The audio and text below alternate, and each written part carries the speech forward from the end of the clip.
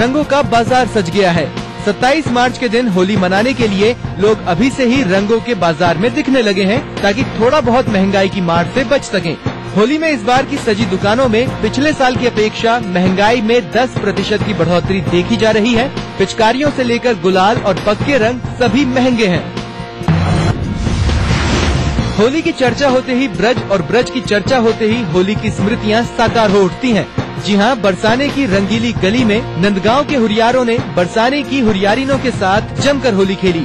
भक्ति और प्रेम का आयोजन उस समय अपने चरम पर पहुंच गया, जब राधा की सखियों ने नंदगांव के हुरियारों की ढाल पर दनादन लाठियां बरसाई। फाग की परंपरा को जीवंत करती हुरियारी ने सखी के गीत गाती, तो नंदगांव के हुरियारे भी प्रेम भरे गीतों के द्वारा उन्हें खूब रिझाते। आकाश में उड़ते अबीर गुलाल और बरसते रंग में दूर दूर से आए श्रद्धालु भी बरसाने की विश्व प्रसिद्ध लट्ठमार होली के रंग में सराबोर नजर आए। होली पर यात्रियों के लिए बड़ी मुसीबत खड़ी होने वाली है। लंबी वेटिंग के चलते होली का रंग भी फीका हो सकता है। Lucknow mail, Gorakhdham express, Padmavat express, Vaishali express, Farakka express, Delhi Faizabad जैसी वीआईपी ट्रेनों में वेटिंग लिस्ट 500 तक पहुंच गई है। ऐसे में यात्रियों को राहत देने के लिए रेलवे स्पेशल ट्रेनें भी चलाने की तैयारी में जुट गया है। ट्रेनों में यात्रियों के दबाव को देखते हुए उत्तर रेलवे के डीआरएम शुक्रवार को खुद मीडिया को संबोधित करेंगे, ताकि लोगों तक यह जानकारी पहुंचाई जा सके कि होली मनाने अगर घर आना है तो कौन कौन सी स्पेशल ट्रेनें उनकी मदद कर सकती हैं।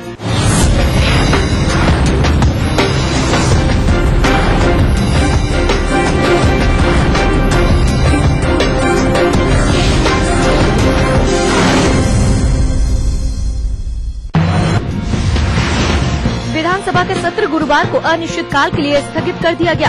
हालांकि ये सत्र शनिवार तक चलना था। ऐसा पहली बार हुआ है जब इतने लंबे समय तक विधानसभा की कार्यवाही नहीं चली। बजट सत्र में महज 2 घंटे 14 मिनट ही सदन चला, लेकिन 5 दिनों में कभी भी जनता से जुड़े किसी भी मुद्दे पर कोई चर्चा नहीं हुई। विपक्ष हंगामा करता रहा और सरकार अपना काम करती रही। कई बार अनिश्चितकाल के लिए सत्र स्थगित होने के कारण विधानसभा में पहली बार चुनकर आए विधायकों को काफी निराशा हुई है। उन्होंने कहा है कि 14 मार्च से लगातार हंगामेदार तरीके से सदन चलने और विधानसभा का सत्र अनिश्चितकाल के लिए स्थगित होने के कारण उन्हें काफी निराशा हाथ लगी। उत्तराखंड के राज्यपाल ने आतंकवाद की कड़े शब्दों में निंदा करते हुए आतंकियों के ऑन स्पॉट खात्मे की वकालत की है। राज्यपाल डॉक्टर अजीज कुरैशी गुरुवार को बेहद कड़ी सुरक्षा के बीच हरिद्वार पहुंचे। उन्होंने यहां उत्तराखंड संस्कृत विश्वविद्यालय के चतुर्थ दीक्षांत महोत्सव में शिरकत की। इस मौके पर छात्र छात्राओं को उन्होंने सम्मानित किया। इस दौरान राज्यपाल आतंकवाद से खासे खफा नजर आए। उन्होंने इसकी कड़ी निंदा करते हुए कहा कि अब समय आ गया है कि जनता भी आतंकवाद का बढ़कर सामना करे और आतंकियों को सांप की तरह ऑन स्पॉट खत्म करे। पिछले दिनों नैनीताल के एक होटल में हुए युवती के ब्लाइंड मर्डर की गुत्थी को नैनीताल पुलिस ने सुलझा लिया है। दरअसल 10 मार्च को एक अज्ञात युवती का शव स्थानीय होटल के कमरे में मिला। होटल कर्मचारियों का कहना था कि युवती के साथ एक अन्य युवक भी होटल में रुका था, जो हत्या के बाद से फरार हो गया। मोबाइल सर्विलांस की वजह से नैनीताल पुलिस आरोपी तक पहुंच पाई। मामला खुलने के बाद पता चला कि आरोपी युवक और मृतक युवती यूपी के जौनपुर के रहने वाले हैं। आरोपी युवक के खिलाफ पहले से ही वहां युवती के अपहरण की रिपोर्ट दर्ज थी। उधम सिंह नगर के किच्छा कोतवाली क्षेत्र में रहने वाला एक परिवार न्याय के लिए दर दर भटक रहा है। परिजनों का कहना है कि रिश्ते के चाचा ने ही उनकी बेटी का अपहरण किया है। एक बार पहले भी अपहरण कर लड़की भगा कर ले गया था, जिसके बाद किसी तरह लड़की जान बचाकर वापस लौटी। पीड़ित परिवार द्वारा मुकदमा दर्ज कराया गया तो लड़की के कोर्ट में बयान देने से पूर्व ही चाचा ने 12 मार्च को फिर से उसका अपहरण कर लिया, जिसके बाद से परिजन लगातार पुलिस से लड़की की तलाश की मांग कर रहे हैं, लेकिन उनकी सुनने वाला कोई नहीं है। वहीं पुलिस इस मामले में मीडिया के सामने आने से बच रही है।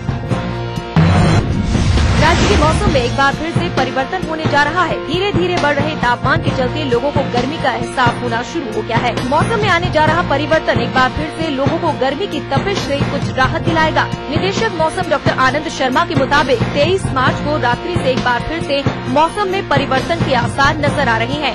इसके चलते पहाड़ों में बारिश, जबकि मैदानी इलाकों में बदली के साथ साथ बूंदाबांदी के आसार बढ़ रहे हैं। राज्य के किसान फिलहाल 25 मार्च के बाद ही खेतों में सिंचाई करने की तैयारी करें। इस दौरान होने वाली बारिश का वो कोशिश कर संचय भी करें।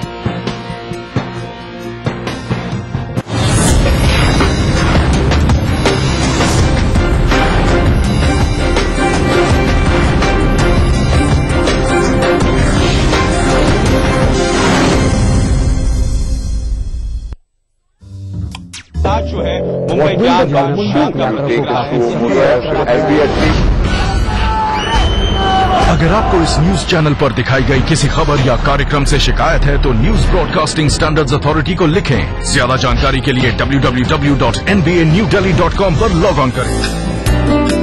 पहाड़ी संस्कृति की पहचान लेकर आज का उत्तराखंड बढ़ चला है नई दिशा में नई आशाएं लेकर। उस राह पर घटती हर एक घटना करती है असर जनता पर, प्रदेश को देती है नया मोड़, तय करती है आगे का सफर। अपना उत्तराखंड इस समय पर।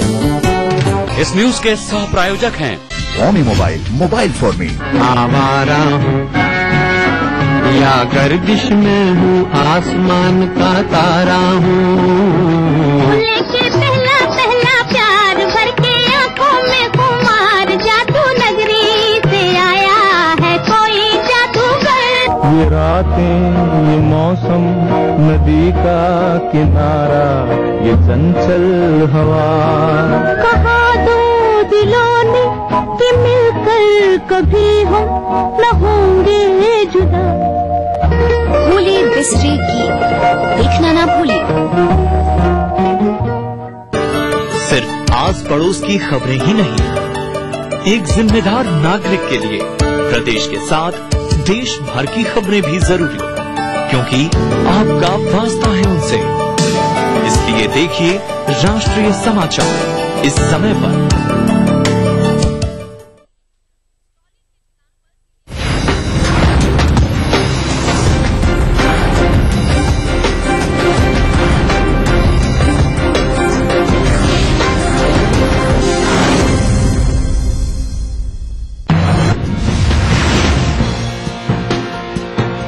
मुंबई में 1993 में हुए बम धमाके के मामले में अभिनेता संजय दत्त को सुप्रीम कोर्ट ने आर्म्स एक्ट के तहत दोषी करार दिया है।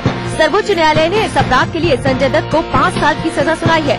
सजा सुनाते हुए अदालत ने कहा है कि परिस्थितियां और अपराध की प्रकृति इतनी गंभीर है कि संजय दत्त को प्रोबेशन पर रिहा नहीं किया जा सकता है।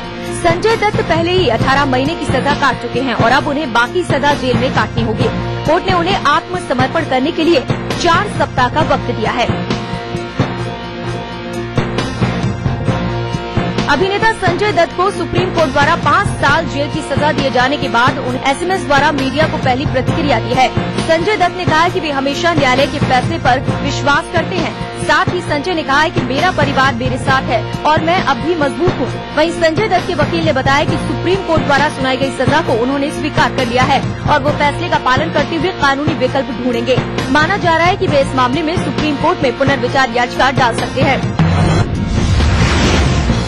सुप्रीम कोर्ट ने इस मामले में याकूब अब्दुल रज्जाक मेमन की मौत की सजा को बरकरार रखा है। वहीं 10 दोषियों की मौत की सजा को उम्र कैद की सजा में बदल दिया है। कोर्ट ने इस आधार पर इन लोगों की मौत की सजा को उम्र कैद में बदला कि ये लोग पहले ही 20 साल जेल में बिता चुके हैं और इनकी आर्थिक स्थिति बहुत कमजोर है। सुप्रीम कोर्ट ने टाडा कोर्ट द्वारा उम्र कैद की सजा दिए गए 18 आरोपियों में से 16 की सजा बरकरार रखी है। कोर्ट ने अशरफ रहमान अजीमुल्लाह की सजा को घटाकर 10 साल कर दिया है।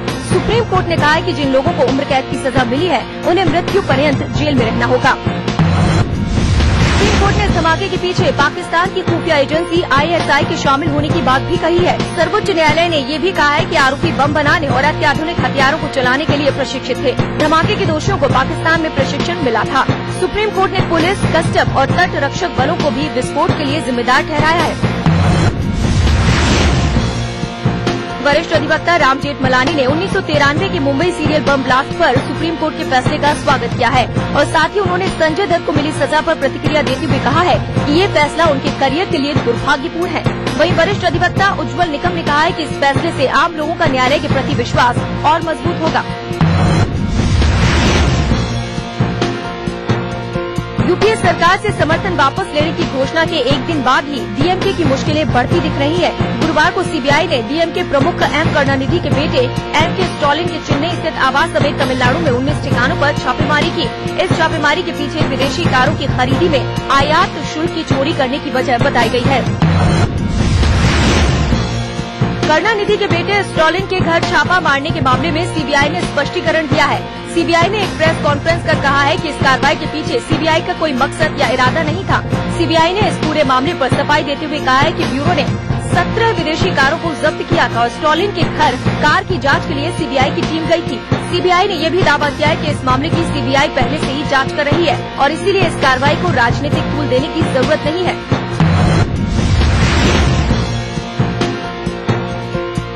पीएम के प्रमुख करुणानिधि के पुत्र स्टॉलिन के ठिकानों पर सीबीआई की छापेमारी से कांग्रेस खुद को अलग करने की कोशिश कर रही है। पीएम और वित्त मंत्री इस घटना को दुर्भाग्यपूर्ण बता रहे हैं।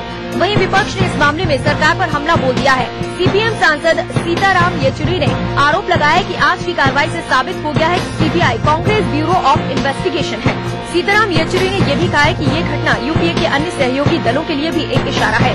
इधर इस मामले में भाजपा प्रवक्ता प्रकाश जावड़ेकर ने सीबीआई को सरकार के हाथ की कठपुतली बताया है। प्रकाश जावड़ेकर ने कहा है कि डीएमके के समर्थन वापसी के बाद सीबीआई का छापा और उसके बाद उस पर लगी रोक से ये साफ हो गया है कि सरकार सीबीआई का दुरुपयोग कर रही है। उन्होंने कहा है कि इस घटनाक्रम के बाद सीबीआई पर से जनता का विश्वास उठ गया है। बसपा सुप्रीमो मायावती ने भी करुणानिधि के बेटे स्टॉलिन के घर सीबीआई के छापे की निंदा की है। माया ने आरोप लगाया कि केंद्र में जो भी सरकार रहे सीबीआई का दुरुपयोग होता है। सपा संसदीय दल की बैठक में गुरुवार को तमाम सांसदों ने बेनी प्रकरण और सरकार को समर्थन जारी रखने का फैसला पार्टी सुप्रीमो मुलायम सिंह यादव पर छोड़ दिया। बैठक के बाद मुलायम सिंह यादव ने कुछ भी कहने से इनकार कर दिया, लेकिन इतना जरूर कहा कि वे उचित समय पर कोई फैसला लेंगे। वहीं केंद्रीय इस्पात मंत्री बेनी प्रसाद वर्मा से इस बारे में पूछे जाने पर उन्होंने कहा कि वे अपनी लीडरशिप का हर आदेश मानेंगे। Anti rape law bill Lok Sabha के बाद अब राज्यसभा में भी पास हो गया। अब इस बिल को राष्ट्रपति के पास मंजूरी के लिए भेजा जाएगा। दोनों सदन में बिल पास होने पर केंद्रीय कानून मंत्री अश्विनी कुमार और केंद्रीय महिला एवं बाल विकास मंत्री कृष्णा तीरथ ने कहा है कि महिलाओं के खिलाफ अपराध रोकने में ये बिल कारगर साबित होगा। वहीं भाजपा सांसद स्मृति ईरानी और वेंकैया नायडू ने कहा है कि कानून बना देने से महिलाओं की सुरक्षा सुनिश्चित नहीं की जा सकती है, बल्कि इन कानूनों को निष्पक्षता से लागू करके ही महिलाओं के खिलाफ बढ़ते अपराध पर रोक लगाया जा सकता है। भी अन्ना हजारे 31 मार्च को जन संघर्ष यात्रा निकालेंगे। भ्रष्टाचार और व्यवस्था परिवर्तन का मकसद लिए पंजाब के अमृतसर से ये यात्रा निकाली जाएगी। 18 दिन तक चलने वाली ये यात्रा पहले चरण की होगी, जिसमें पंजाब, हरियाणा, उत्तर प्रदेश में अन्ना जनता को जागरूक करने का काम करेंगे। अन्ना ने कहा है कि वे 1 साल तक पूरे देश का भ्रमण करेंगे, जिसमें पूर्व थल सेना अध्यक्ष जनरल वीके सिंह भी उनके साथ होंगे। 23 तारीख को होने वाली अरविंद अनशन के सवाल पर अन्ना ने कहा कि वे किसी पार्टी के अनशन में नहीं जाएंगे। केंद्र सरकार ने संघ लोक सेवा आयोग की परीक्षा के पुराने प्रारूप को बरकरार रखा है। साथ ही अंग्रेजी को अनिवार्य विषय के रूप में शामिल करने की अधिसूचना को रद्द कर दिया है। अब यूपीएससी उम्मीदवारों को अंग्रेजी और 8वीं अनुसूची में शामिल किसी भी भारतीय भाषा में परीक्षा देने की छूट होगी। विपक्षी दलों के सांसदों ने भी सरकार के इस फैसले का स्वागत किया है, लेकिन सरकार को बिना जानकारी दिए यूपीएससी द्वारा नई अधिसूचना जारी करने की निंदा की। श्रीनगर में चांदपोरा के पास श्रीनगर बारामूला हाईवे पर बीएसएफ के एक काफिले पर आतंकवादियों ने फायरिंग की, जिसमें बीएसएफ का एक जवान शहीद हो गया, जबकि 2 जवान गंभीर रूप से घायल हो गए।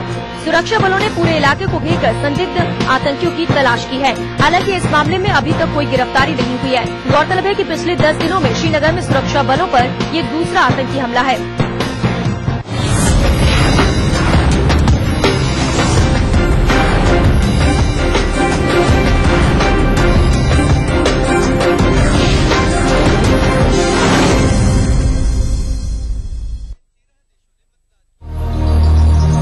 बढ़ रही है जनसंख्या, घट रही है जोत, ऊपर से महंगाई का बोझ। विश्व बाजारों में जारी है प्रतिस्पर्धाओं का दौर।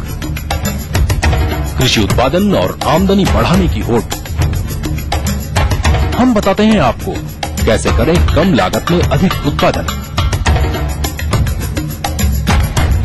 उन्नत बीज, नई तकनीक और विविधीकरण से बनाए संपूर्ण, समृद्ध और खुशहाल भारत।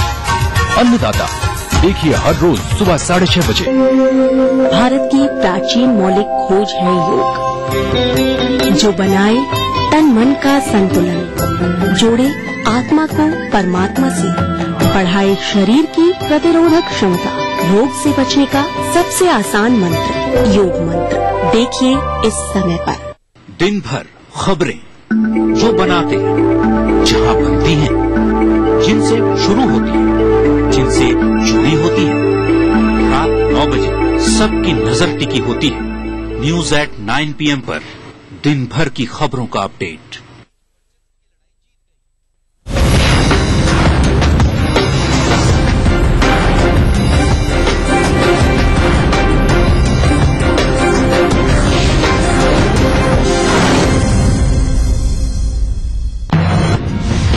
बांग्लादेश के राष्ट्रपति जिल्लुर रहमान का निधन हो गया है। 85 वर्षीय रहमान को सांस में तकलीफ और अन्य शिकायतों के बाद अस्पताल में भर्ती कराया गया था, लेकिन सेहत में सुधार न होते देख राष्ट्रपति को सिंगापुर भेजा गया, जहां उन्होंने आखिरी सांस ली। राष्ट्रपति का शव सिंगापुर से ढाका ले जाया गया है। इन्हें आज ढाका के कब्रिस्तान में इनकी पत्नी ईवी रहमान के बगल में दफनाया जाएगा। राष्ट्रपति की पत्नी का निधन 2004 में ग्रेनेड हमले में हो गया था। राष्ट्रपति जिल्लुर के सम्मान में बांग्लादेश में 3 दिनों का शोक घोषित किया गया है। श्रीलंकाई तमिलों के खिलाफ हुए अत्याचार के मुद्दे पर लाया गया अमेरिकी प्रस्ताव संयुक्त राष्ट्र मानवाधिकार परिषद में पास हो गया है। 47 सदस्यीय मानवाधिकार परिषद में भारत समेत 25 देशों ने प्रस्ताव के पक्ष में मतदान किया, जबकि इसके खिलाफ पाकिस्तान समेत 13 देशों ने मतदान किया। वहीं 8 सदस्य वोटिंग के वक्त अनुपस्थित रहे। प्रस्ताव में LTTE जंग के दौरान तमिल नागरिकों के मानवाधिकार उल्लंघन की विश्वसनीय और निष्पक्ष जांच की मांग की गई है। चीन के नवनियुक्त राष्ट्रपति जिन जिनपिंग आज रूस के दौरे पर मॉस्को पहुंचने वाले हैं। राष्ट्रपति बनने के बाद पिंग का ये पहला विदेश दौरा है। इस दौरे पर पिंग रूसी राष्ट्रपति व्लादिमीर पुतिन से द्विपक्षीय वार्ता करेंगे। इस वार्ता में हाइड्रोकार्बन के निर्यात पर विशेष रूप से चर्चा की जाएगी। चीनी राष्ट्रपति की इस यात्रा को रूस और चीन के बीच सुधरते रिश्ते के रूप में देखा जा रहा है। रूस यात्रा के बाद राष्ट्रपति पिंग मॉस्को से दक्षिण अफ्रीका के लिए रवाना होंगे। यहाँ वो उभरते अर्थव्यवस्था वाले देशों के प्रमुखों से बातचीत करेंगे। ऑस्ट्रेलिया की पहली महिला प्रधानमंत्री जूलिया गिलार्ड अपने पद पर बनी रहेंगी। सितंबर में होने वाले संसदीय चुनाव से पहले सिमोन क्रेन ने गिलार्ड के खिलाफ आवाज बुलंद की और जूलिया को PM पद छोड़ने के लिए मजबूर किया, लेकिन इस समस्या की निजात के लिए हुए वोटिंग में किसी ने भी जूलिया के खिलाफ दावेदारी पेश नहीं की। पूर्व प्रधानमंत्री केविन रूड का नाम सामने आने पर उन्होंने भी आखिरी वक्त में जूलिया के खिलाफ अपना नाम वापस ले लिया। इस तरह 51 वर्षीय जूलिया विरोध के बीच वर्चस्व की लड़ाई जीत गई। पाकिस्तान के पूर्व राष्ट्रपति परवेज मुशर्रफ के विरोधियों को जोरदार झटका लगा है। इंटरपोल ने मुशर्रफ के खिलाफ रेड कॉर्नर नोटिस जारी करने से इनकार कर दिया है। पूर्व प्रधानमंत्री बेनजीर भुट्टो की हत्या को लेकर मुशर्रफ की गिरफ्तारी की मांग करने वाली पाकिस्तान सरकार की अपील को इंटरपोल ने खारिज कर दिया है। इंटरपोल ने कहा कि परवेज मुशर्रफ की गिरफ्तारी की मांग राजनीति से प्रेरित है। 2009 से स्वनिर्वासन की जिंदगी जी रहे परवेज ने आगामी संसदीय चुनाव के मद्देनजर पाकिस्तान आने का ऐलान किया है। ऐसी संभावना जताई जा रही है कि परवेज 24 मार्च को पाकिस्तान आ सकते हैं। पाकिस्तान के एक शरणार्थी शिविर में हुए बम धमाके में 12 लोगों की मौत हो गई है। इनमें महिलाएं और बच्चे भी शामिल हैं। इस घटना में 30 से ज्यादा लोग घायल हुए हैं। घायलों को पेशावर के अस्पताल में भर्ती कराया गया है। इस शिविर में मुख्य रूप से अफगानिस्तानी शरणार्थी और उत्तर पूर्वी इलाके के विस्थापित लोग रहते हैं। पाकिस्तान में 11 मई को संसदीय चुनाव की घोषणा के बाद ये पहला धमाका है। इस घटना की किसी ने जिम्मेदारी नहीं ली है, लेकिन तहरीक-ए-तालिबान पाकिस्तान ने पाकिस्तान सरकार की शांति वार्ता ठुकरा दी है और चुनाव प्रचार के दौरान विभिन्न राजनीतिक पार्टियों को निशाना बनाने की धमकी दी है।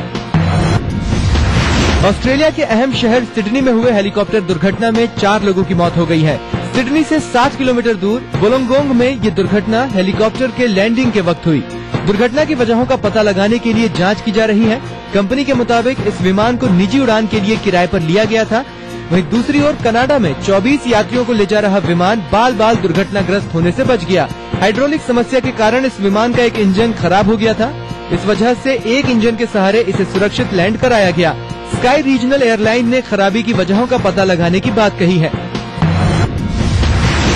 जर्मनी की राजधानी बर्लिन में अभ्यास के दौरान 2 हेलीकॉप्टर दुर्घटनाग्रस्त हो गए। इस घटना में मौके पर ही एक चालक की मौत हो गई, जबकि 5 लोग घायल हुए हैं। इनमें से 4 की हालत गंभीर बताई जा रही है। ये दुर्घटना ओलंपिक स्टेडियम के पास हुई। आधिकारिक रूप से इस दुर्घटना के कारणों का पता नहीं चल सका है, लेकिन स्थानीय मीडिया के मुताबिक खराब मौसम की वजह से दुखद घटना घटी। रोमन कैथोलिक चर्च के 266वें धर्मगुरु पोप फ्रांसिस प्रथम ने आपसी भाईचारे को बढ़ाने के लिए यहूदी और मुस्लिम समुदाय से बातचीत की प्रक्रिया को जारी रखने की बात कही है। मुस्लिम समुदाय के प्रति पोप फ्रांसिस प्रथम ने कहा कि आपसी सद्भाव को बढ़ाना चाहते हैं, जनता के हित में काम करना चाहते हैं। ब्राजील के राष्ट्रपति दिल्मा रूसेफ ने भी पोप से मुलाकात की और उन्हें ब्राजील आने का न्योता दिया। लैटिन अमेरिकी कला को पुनर्जीवित करने के मकसद से ब्राजील में एक खास अभियान चल रहा है। इसके तहत लैटिन अमेरिकी संस्कृति से जुड़े कला को सहेज कर रखने के लिए संग्रहालय खोला जा रहा है। इसी सिलसिले में ब्राजील की राजधानी रियो डी जेनेरियो में एक कासा दारोस नाम के एक संग्रहालय का उद्घाटन किया गया। इसमें लैटिन अमेरिकी कला से जुड़े निजी संग्रहों को इकट्ठा किया गया है। इसमें ब्राजील मूल के कलाकार वीक मुनीज की कला को दिखाया गया है। इससे पहले फरवरी में भी एक म्यूजियम खोला गया था। बैंक ऑफ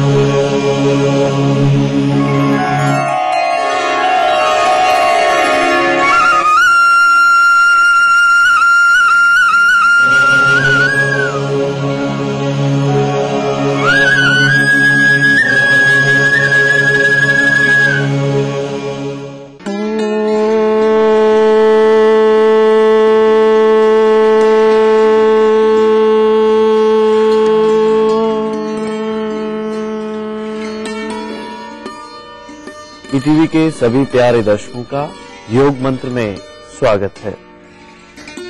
मैं योग गुरु डॉक्टर महेंद्र सिंह और मेरे साथ में है मेरी सहयोगी श्रद्धा। आज हम करेंगे अर्ध वृक्षासन का अभ्यास, लेकिन इससे पहले एक बार फिर से देख लेंगे कल हमने जिस आसन का अभ्यास किया था। अर्ध मत्स्येंद्र आसन को करने के लिए किसी भी एक समतल स्थान पर बैठ जाए। यहाँ पर दरी बिछाकर या कंबल बिछाकर बैठा जा सकता है। रीढ़ की हड्डी को बिल्कुल सीधा रखते हुए दोनों पैर सामने की तरफ खोल ले। अब धीरे से अपने बाएं पैर को घुटने से मोड़ ले और दाहिने पैर को बाईं जंघा के बगल में रखेंगे। अब जो पैर मोड़ रखा है उसका विपरीत हाथ कोहनी से मोड़ते हुए थाइस का अधिकतम प्रेशर पेट की तरफ बनाएंगे और दूसरा हाथ कमर के पीछे ले जाएंगे और कोशिश करेंगे दोनों कंधों को एक सीध में रखने की। श्वास को पूरा बाहर निकालते हुए धीरे धीरे अधिकतम पीछे की तरफ देखने की कोशिश करेंगे। कुछ सेकंड्स के लिए फाइनल पोजीशन में बने रहेंगे और बिल्कुल धीरे धीरे वापस। अर्ध वृक्षासन को करने के लिए सबसे पहले पीठ के बल लेट जाएंगे, दोनों पैर मिलाकर रखेंगे और शरीर को कोशिश करेंगे बिल्कुल एक सीध में रखने की। दोनों हाथ थाइस के पास में रखते हुए धीरे से करवट लेते हुए पेट के बल उल्टा लेटेंगे। इस पोजीशन में भी शरीर को बिल्कुल सीधा रखें, पैर के पंजों को सलांट रखें और एड़ी पंजे मिलाकर रखें। अब धीरे धीरे हथेलियों का प्रेशर जमीन पर देते हुए सिर, गर्दन, छाती और नाभि से ऊपर तक के भाग को उठाएंगे। ऊपर देखें पूरा और धीरे धीरे अपना दाहिना हाथ राइट हैंड कमर के पीछे की तरफ लेकर जाएं। पूरा ऊपर देखें। कुछ सेकंड्स के लिए फाइनल पोजीशन में बने रहें, आंखें खुली हुई और बिल्कुल धीरे धीरे श्वास छोड़ते हुए वापस नीचे आ जाएं। इस तरह से आसन की आवृत्ति को दोहराते रहें। ध्यान रखेंगे पैरों में फासला नहीं रखेंगे, पैर मिलाकर रखें। अपने पैर के पंजों को सलांट रखते हुए करेंगे इस आसन का अभ्यास और शरीर का संतुलन भी बनाए रखेंगे और धीरे धीरे श्वास के साथ करेंगे। श्वास लेते हुए अपर बॉडी को लिफ्ट करना ऊपर की तरफ, अर्थात अधिकतम बैक बेंडिंग करने की कोशिश करनी है और कोशिश ये करेंगे कि आपका एक हाथ बिल्कुल सीधा रहे और दूसरा हाथ कमर पे लोअर बैक पे रखें। आंखें ऊपर खुली हुई, अधिकतम बैक बेंडिंग करने की कोशिश, अपनी पूरी एकाग्रता रीढ़ की हड्डी पर फाइनल कॉर्ड पर रखते हुए इस आसन का अभ्यास करेंगे। पैरों में फासला बिल्कुल नहीं रखेंगे और ध्यान रखें जो बिल्कुल प्रारंभिक अवस्था में इस आसन का अभ्यास करें, जो बिल्कुल इनिशियल स्टेज पे इस आसन का अभ्यास करें, हल्का सा पैरों में फासला करके भी कर सकते हैं। विश्राम करें। इस तरह से 3 से 4 बार इस आसन की आवृत्ति को दोहराया जा सकता है। लेकिन ध्यान रखें, जिनको भी हर्निया की शिकायत हो वे इस आसन का अभ्यास बिल्कुल भी नहीं करेंगे। जिनको हाई बीपी, हार्ट की प्रॉब्लम रहती है, कब्ज की शिकायत रहती है, विशेषकर अस्थमा की शिकायत जिनको रहती है, या फिर श्वास संबंधी कोई तकलीफ रहती है, सर्वाइकल स्पॉन्डिलाइटिस की शिकायत जिनको रहती है, उनके लिए बेहद उपयोगी है ये अर्ध देकासन का अभ्यास। लेकिन एक बार फिर से सुने कि जिनको हर्निया की शिकायत हो वे इस आसन का अभ्यास बिल्कुल भी नहीं करेंगे। आज का योग मंत्र है, हमें प्रतिदिन 3 से 4 लीटर पानी अवश्य पीना चाहिए, क्योंकि नियमित रूप से पानी यदि हम नहीं पिएंगे तो शरीर में निर्जलीकरण की अवस्था आ जाएगी और शरीर के टॉक्सिन्स बाहर नहीं निकल पाएंगे। इसलिए रूटीन से 3 से 4 लीटर पानी पिए। लेकिन ध्यान रखें, जिनको भी हार्ट की प्रॉब्लम हो वे किसी अच्छे डॉक्टर की सलाह से ही पानी का सेवन करें। तो आज के लिए बस इतना ही। कल हम फिर हाजिर होंगे एक नए योग मंत्र के साथ। तब तक के लिए नमस्कार। दिन भर खबरें जो बनाते हैं, जहां बनती हैं, जिनसे शुरू होती है, जिनसे जुड़ी होती है, रात 9 बजे सबकी नजर टिकी होती है। न्यूज एट 9 PM पर दिन भर की खबरों का अपडेट।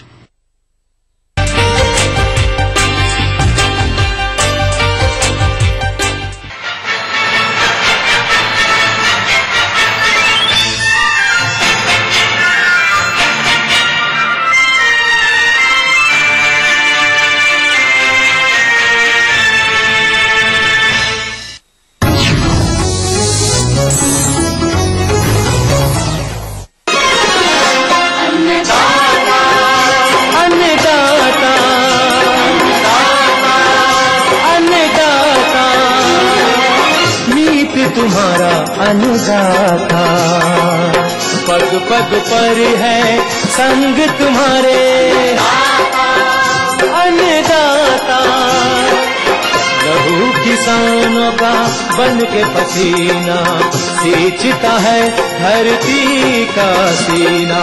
मेहनत का तेरी हक दिलवाने, नई तकनीक नई खोज बताने।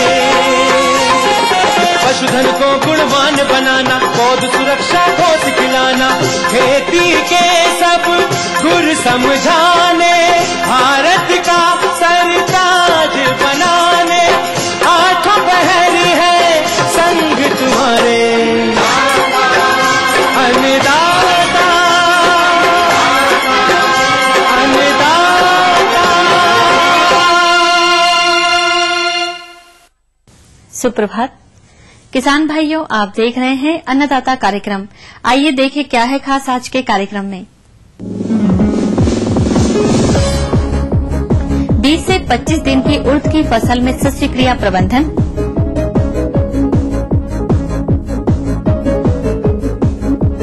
आम के बाग में बौर उपरांत देखरेख,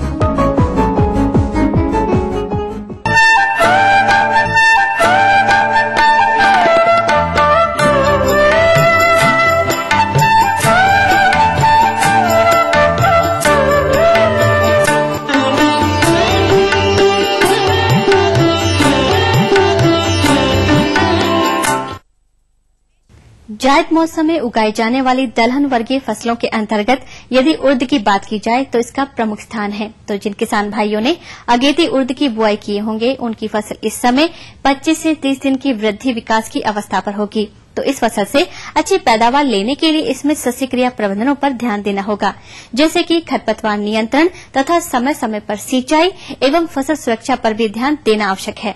यदि किसान भाई इसमें किसी भी प्रकार की लापरवाही करेंगे तो इसका परिणाम आपके खेत में पौधों का सूख जाना तथा कम वृद्धि विकास एवं खरपतवारों की अधिकता के कारण कीट एवं रोगों का प्रकोप के रूप में सामने आएगा, जिसके फलस्वरूप फलियां कम तथा छोटी लगेगी और अंततः ऐसी फसल से किसान भाइयों आपको कम उपज में ही संतोष करना पड़ेगा। अतः किसान भाइयों 25 से 30 दिन की उड़द की फसल में कौन कौन से प्रबंधनों को तथा किस प्रकार से किया जाए जिससे फसल की अच्छी गुणवत्ता के साथ अधिक से अधिक उपज मिल सके, इस विषय पर जानकारी के लिए देखिए कार्यक्रम का यह अंश।